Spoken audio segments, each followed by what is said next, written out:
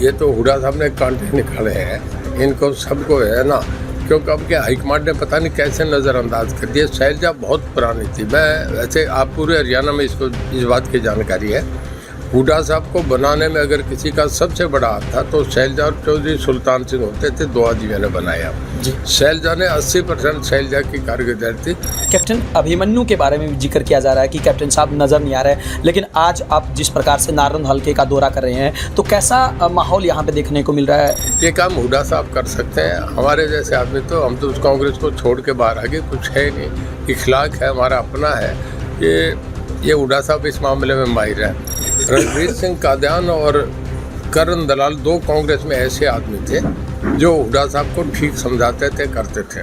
पर इसके बाद हुड्डा साहब जब जयप्रकाश आ गया तो हुड्डा साहब उसी के हाथों में चले गए, और जो जैसा जयप्रकाश था ऐसा ही हुड्डा साहब को जयप्रकाश ने अपने जैसा बना दिया। इस करके कांग्रेस बर्बाद होती जा रही है। जयप्रकाश बातें तो बना सकता है, हुड्डा साहब जैसे आदमी को ऐसा बुला के ऐसा फिट कर देता है, वो तो उसमें कला है, पर आम लोगों में बहुत एक्सपोज हो गया। मैं नहीं मानता कि उसका कुछ लोगों में आधार है।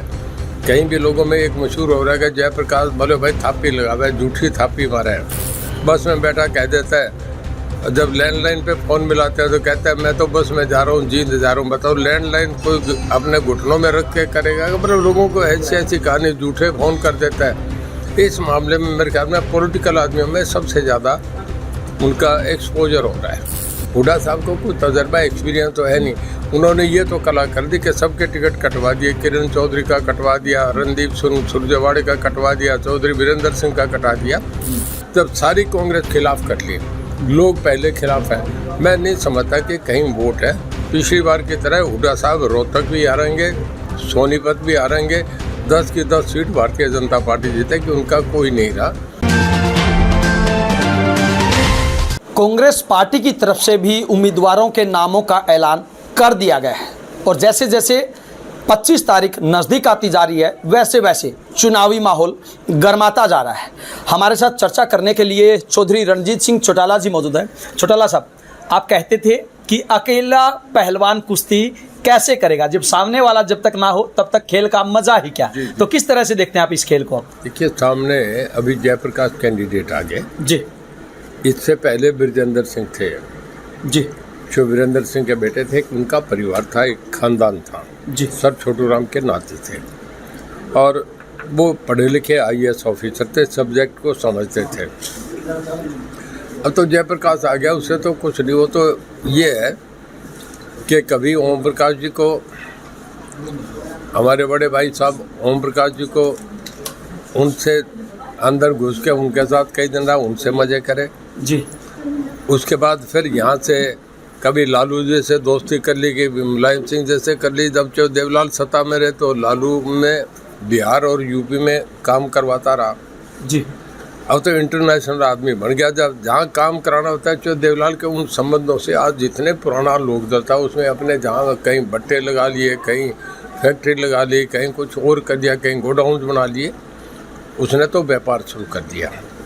अब इसके बाद जो बंसीलाल के साथ चला गया, कभी जिंदल साहब के साथ चला गया, अब हुड्डा साहब के साथ सुबह नेहरू पार्क में 5 बजे सैर शुरू करने लगते हैं। 3 घंटे दंड बैठक मार के आसन उन्हीं के घर में रहना, वो सब काम करके एक बड़े अपने तरीके से टिकट ले आया। पर यहाँ कहीं है नहीं। मैं जैसे हिसार में सुना, सब जगह पिछले 15 साल से कहीं नज़र भी नहीं आया। और इधर मैं उचाना में गया था, जितने शोकंद है मेरे ख्याल में 25 गाँव में, 25 गाँव के खिलाफ एक तरफा प्रस्ताव पास कर रहे हैं कि हम वोट ही नहीं डालेंगे जी। मैं नहीं मानता। जयप्रकाश बातें तो बना सकता है, हुड्डा साहब जैसे आदमी को ऐसा बुला के ऐसा फिट कर देता है, वो तो उसमें कला है, पर आम लोगों में बहुत एक्सपोज हो गया। मैं नहीं मानता कि उसका कुछ लोगों में आधार है। कहीं भी लोगों में एक मशहूर हो रहा है कि जयप्रकाश बोले भाई थापी लगावा है, झूठी थापी मारा है। बस में बैठा कह देता है, जब लैंडलाइन पे फ़ोन मिलाते हैं तो कहता है मैं तो बस में जा रहा हूँ, जींद जा रहा हूँ। बताओ लैंडलाइन कोई अपने घुटनों में रख के करेगा? मतलब लोगों को ऐसी ऐसी कहानी झूठे फ़ोन कर देता है।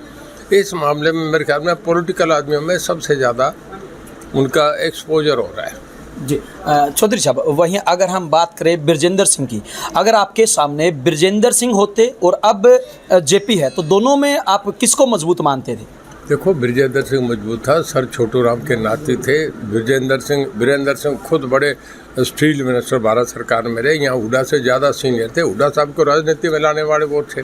विनोद शर्मा हुड्डा को राजनीति में वो लेके आए थे, और वीरेंद्र सिंह एक बहुत मजबूत आदमी थे। हुड्डा साहब तो देखो यूँ किस्मत से बन गए, जो देवलाल के सामने चुनाव जीत गए। उसके बाद मैं तो बड़ा करीबी दोस्त रहा हूँ, मैं इकट्ठे पढ़े हैं। हुड्डा साहब को कोई तजर्बा एक्सपीरियंस तो है नहीं। उन्होंने ये तो कला कर दी कि सबके टिकट कटवा दिए। किरण चौधरी का कटवा दिया, रणदीप सुरजेवाड़े का कटवा दिया, चौधरी वीरेंद्र सिंह का कटा दिया। तब सारी कांग्रेस खिलाफ कर ली, लोग पहले खिलाफ है। मैं नहीं समझता कि कहीं वोट है। पिछली बार की तरह हुड्डा साहब रोहतक भी हारेंगे, सोनीपत भी हारेंगे। 10 की 10 सीट भारतीय जनता पार्टी जीतेगी, उनका कोई नहीं रहा। हुड्डा साहब का शरीफ आदमी जरूर है, पर इतने ईजिली हैं कि कोई भी आदमी उन्हें बुला लेता है। पिछले 10 साल से तो जयप्रकाश ने उनको अपने जेब में रखा। तो हुड्डा साहब बहुत सीधे आदमी है। राजनीति में सीधे आदमी से काम नहीं चलती। ऐसे आदमियों को तो पार्टी में मतलब दूसरे लोग ही जीरो कर देंगे। जी चौधरी साहब, वहीं अगर हम 8 सीटों की बात करें, कांग्रेस पार्टी की तरफ से जिस प्रकार से 8 सीटों का ऐलान किया गया, आपने अभी जिक्र किया बिरजेंद्र सिंह बहुत बड़े कदावर नेता हैं, एक ऐसे परिवार से संबंध रखते हैं जिनका बहुत लंबा इतिहास है। वहीं अगर हम बंसीलाल परिवार की बात करें तो उनको भी साइड लाइन में लगा दिया गया है। उसके अलावा तमाम जो चेहरे हैं, उन चेहरों को कहीं ना कहीं दरकिनार यहाँ पे किया गया है। तो जो 8 उम्मीदवार उतारे हैं, आपको क्या लगता है वो कितने मजबूत रहेंगे? अगर करनाल की बात करें तो बुद्धि राजा को चुनावी मैदान में उतारा है मनोहर लाल खट्टर जी के सामने। देखिए, कंवर नटवर सिंह जी से मेरे बहुत अच्छे रिश्ते रहे हैं। वो नेहरू फैमिली के सबसे नज़दीकी आदमी थे जी। बहुत पढ़े लिखे विद्वान आदमी थे। इंडियन फॉरेन सर्विस में गोल्ड मेडलिस्ट थे जी। और पंडित नेहरू के ऑफिस से उन्होंने एज APS अपना कैरियर स्टार्ट करा। इंदिरा गांधी, राजीव गांधी तक केवल कांग्रेस को वही चलाते थे जी। वो मुझे एक बार कहने लगे कि रंजीत सिंह जी, जो स्वाभिमानी आदमी थे, आचार्य कृपलानी थे, कामराज थे, DP मिश्रा थे, उसके बाद शरद पवार थे, ममता बनर्जी थी, जो चरण सिंह थे, जो देवीलाल थे, जो बंसीलाल थे, जो भजनलाल थे, सब कांग्रेस छोड़ के चले गए। यहाँ तो ये है कि जो आदमी पहले तो अहमद पटेल की हाजिरी लगाता है, फिर उसके बाद जाके सोनिया गांधी के दोनों बच्चों की हाजिरी लगाता है, वो अपना करता है। हुड्डा साहब दिल्ली रहते थे, प्रॉपर्टी का काम करते थे, ऐसे मामले में उनसे हाजिरी लगाने का इसी बात से उन्होंने अपने खेम, अहमद पटेल ने उनकी गेम जचाई। पर उन्हें जो है ना, जयप्रकाश ने जितना उन्हें एक्सप्लाइट करा, मेरे ख्याल में वो मेरे भी अच्छे दोस्त रहे, क्लास फेलो रहे हैं, बहुत शरीफ आदमी है, पर ज़्यादा अपनी बुद्धि से नहीं काम लेते। उन्हें कोई आदमी बना लेता है, 2 मिनट में चल जाते हैं। और उनका अपना ये है कि कई आदमियों को साथ रखते हैं। वो जब बोलते हैं तो कुछ बातें तो 40% तो वर्ड उनके लोगों को कन्वे ही नहीं होते जी। तो इस करके उन्हें उसको आपका वीरेंद्र सिंह प्रोफेसर ऐसे आदमियों को साथ रखना पड़ता है। आजकल मोदी साहब अपनी बात सीधी कहते हैं, ये हुड्डा साहब में एक कमी है। और इस करके मैं नहीं समझता कांग्रेस बुरी तरह, पिछले 10 साल में कांग्रेस बुरी तरह हारी है। हुड्डा साहब की लीडरशिप में कांग्रेस खत्म हो गई जी, कांग्रेस खत्म है। चौधरी साहब, एक बात और, अगर हम कंवर नटवर सिंह जी की बात जो कह रहा था, कंवर नटवर सिंह कहते थे कि जितने खुददार आदमी थे कांग्रेस छोड़ के चले गए। अब कहते हैं कि 10 जनपथ में उन्होंने एक बुक लिखी है जिसमें उन्होंने लिखा है कि whenever anybody visit 10 Janpath they treat him, whether he is a minister और member parliament, they treat him as the servant of the family. अब ये काम हुड्डा साहब कर सकते हैं। हमारे जैसे आदमी तो, हम तो उस कांग्रेस को छोड़ के बाहर आगे कुछ है नहीं। इखलाक है, हमारा अपना है। ये हुड्डा साहब इस मामले में माहिर है जी। चौधरी साहब, एक बात और, पहले कयास लगाए जा रहे थे कि कुलदीप बिश्नोई की टिकट कटने की वजह से वो नाराज़ है, लेकिन अब नायब सिंह सैनी जैसे ही वहाँ पे पहुँचे हैं तो पूरे भजनलाल परिवार को मना लिया गया है। तो क्या देखते हैं, कितनी मजबूती आप यहाँ पे कमल के फूल को खिलाने में देख रहे हैं? देखिए, किसी के विजिट को कोई मीडिया अपना मतलब निकाले अलग बात है। वो चीफ मिनिस्टर हैं, उनके कुलदीप बिश्नोई अपने पंडित उनके भजनलाल जी के बेटे हैं, उनका अपना अस्तित्व है, मेंबर लोकसभा रहे हैं वो जी, और हरियाणा में MLA रहे हैं। उनका बेटा भी मौजूदा MLA है, मेरे बहुत अच्छे दोस्त हैं जी। जितने उन बाई इलेक्शन में मैंने मदद करी उनकी कोई नहीं कर सकता। हमारे बहुत अच्छे, उन्होंने पहले दिन ही कहा था मैं आपके गिरो मेरी जी जान से मदद करेंगे। मैं नहीं मानता उन्हें को मनाने की कोई नाराज़गी थी नहीं। वहीं कैप्टन अभिमन्यु के बारे में भी जिक्र किया जा रहा है कि कैप्टन साहब नज़र नहीं आ रहे, लेकिन आज आप जिस प्रकार से नारनौल हल्के का दौरा कर रहे हैं तो कैसा माहौल यहाँ पे देखने को मिल रहा है?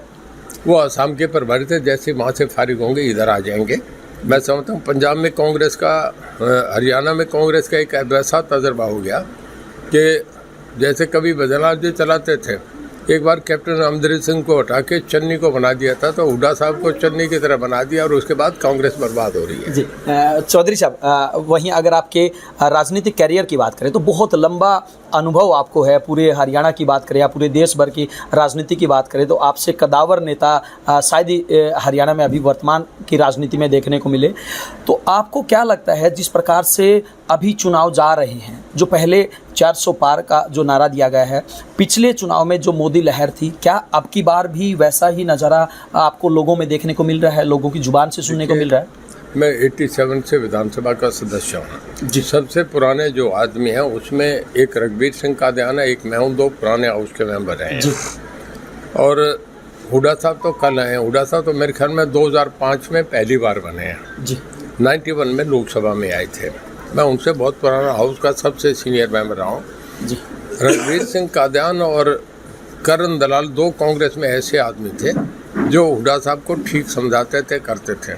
पर इसके बाद हुड्डा साहब जब जयप्रकाश आ गया तो हुड्डा साहब उसी के हाथों में चले गए, और जो जैसा जयप्रकाश था ऐसा ही हुड्डा साहब को जयप्रकाश ने अपने जैसा बना दिया। इस करके कांग्रेस बर्बाद होती जा रही है। अब यहाँ हल्के में कहीं भी अगर जाते हैं जयप्रकाश, कहीं भी गांव में लोग मजाक समझ रहे हैं, सब जाते कहते हैं थापी वाला जयप्रकाश आ गया। जयप्रकाश का मामला कहीं है नहीं। और मैं एक बता रहा हूँ कि मैंने सारे समय में देखा, प्रताप सिंह कैरों का एक वक्त था, स्ट्रॉन्ग चीफ मिनिस्टर थे। उसके बाद अगर सबसे वीकेस्ट कोई चीफ मिनिस्टर आए हैं तो हुड्डा साहब आए थे। उन्हें तो चलाता था एक चोपड़ा उनका OSD था, वो चलाया करता था। हुड्डा साहब कोई निर्णय लेते नहीं थे। उनके वक्त ये स्काई लाइट और इस तरीके के कांड हो गए जिसमें बहुत बुरी तरह वो फंस गए। अब मैं नहीं मानता कि आजकल जो एजेंसी है, कोर्स है, इस मामले में किसी आदमी को कल न कल दिक्कतें आएगी जी। छोटा सा अंतिम प्रश्न, सिरसा से आप संबंध रखते हैं, अशोक तंवर वहाँ से पहले से ही चुनाव मैदान में उतरे हुए थे, लेकिन अब कुमारी शैलजा को वहाँ से चुनाव मैदान में उतारा है। आपको क्या लगता है उनकी इच्छा अनुसार चुनाव मैदान में उतारा गया है या फिर यहाँ पे भी कांटा निकालने की कोशिश की गई है? नहीं, ये तो हुड्डा साहब ने कांटे निकाले हैं, इनको सबको है ना, क्योंकि अब क्या हाईकमांड ने पता नहीं कैसे नज़रअंदाज कर दिया। शैलजा बहुत पुरानी थी। मैं वैसे आप पूरे हरियाणा में इसको इस बात की जानकारी है, हुड्डा साहब को बनाने में अगर किसी का सबसे बड़ा हाथ था तो शैलजा और चौधरी सुल्तान सिंह होते थे, 2 आदमियों ने बनाया जी। शैलजा ने 80% शैलजा की कारगुजारी थी।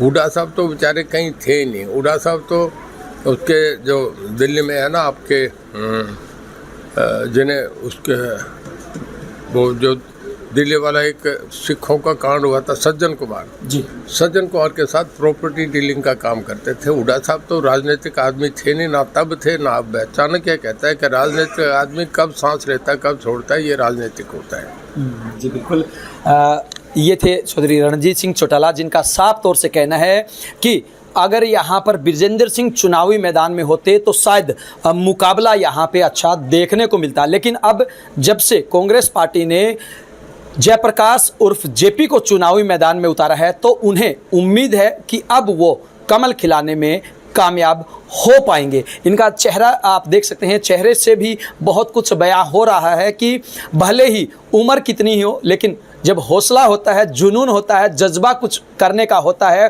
तो वही हौसला, जज्बा, जुनून आपको आगे लिए चलता है। और यही वजह है कि आज भी चौधरी साहब ये दावा कर रहे हैं कि हिसार लोकसभा सीट के ऊपर वो कमल खिलाएंगे और 400 पार बीजेपी को लेकर जाएंगे। वीडियो जर्नलिस्ट अमित के साथ अजय लोहान, बिंदास।